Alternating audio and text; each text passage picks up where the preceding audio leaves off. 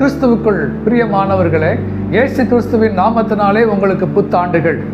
பிரியமானவர்களே, இந்த புதிய ஆண்டிலே தேவன் என்னை ஆசீர்வதிப்பாரா? தேவன் என் காரியங்களை வாய்க்க பண்ணுவாரா? கடந்த ஆண்டுகள் என் வாழ்க்கையிலே போராட்டங்களும் நெருக்கங்களும் சரீர வியாதிகளும் தரித்திரங்களும் என்னை நெருக்கினது. இந்த புதிய ஆண்டு எனக்கு ஒரு செழிப்பாக இருக்காதா? தேவன் என்னை ஆசீர்வதிக்க மாட்டாரா? தேவன் என் சத்துருக்களின் கையிலிருந்து என்னை தப்பி வைக்க மாட்டாரா? என் சரீர வியாதியிலிருந்து என்னை குணப்படுத்த மாட்டாரா என்று சொல்லி அவரோடு நீங்கள் காத்து கொண்டிருக்கீங்களா? நிச்சயமாகவே தேவன் இந்த ஆண்டிலே உங்களை ஆசீர்வதிப்பார்.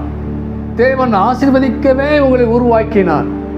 தேவன் எதிர்பார்க்கிற காரியங்கள் என்னன்னு தெரியுங்களா? லூக்கா எழுதின சுவிசேஷம் 3ஆம் அதிகாரத்திலே 3ஆம் வசனத்தை நாம் வாசிக்கும் போது அங்கு ஒரு வசனம் விவரமாக சொல்லப்பட்டிருக்கிறது. பிரியமானவர்களே, கர்த்தருக்கு வழியை ஆயத்தப்படுத்துங்கள், அவருக்கு பாதைகளை செவை பண்ணுங்கள் என்று சத்தியம் சொல்லுகிறது. ஆண்டவர் எதிர்பார்க்கிற காரியங்கள் ஒரே ஒரு காரியம்தான், வழியை ஆயத்தப்படுத்துங்கள்.